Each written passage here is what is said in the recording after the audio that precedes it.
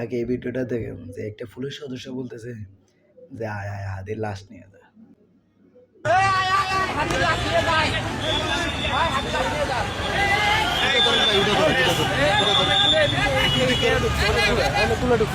খানকির পোলা তুই ধৈর্য ধর, কয়েকটা দিন ধৈর্য ধর, নির্বাচন পার হোক।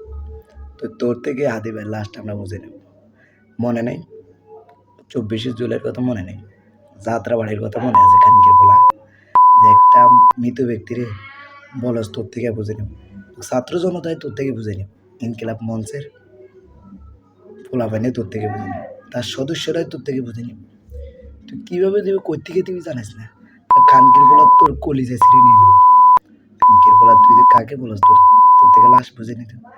যে ব্যক্তি মারা গেছে 56 দিন হয়ে গেছে, এখন পর্যন্ত তার বিচার হয়নি, সেই ব্যক্তির বিচার চাইতে গেছে যমুনাতে।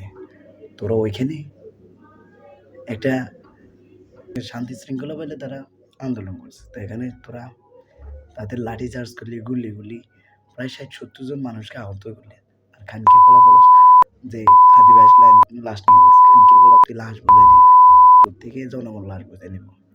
তুই জানোস কোথেকে দিবি, না হলে তোর মার বুকে থেকে তোরে নিয়ে যেতে, এছাড়াও পেনি তুই বুঝাই দিবি। তুই যদি বলছিস না যে আয় আয় লাশ নিয়ে যা, সবগুলোর তোরা অনেকগুলো থাকা অবস্থায় কয়েকটা ছাত্ররে পাইয়া বলস যে লাশ নিয়ে যায়। যখন রাত্রে বাইরে তখন কইছিলি, কানকির বেলা তখন বলছিলিস না যে লাশ দিমু আয়।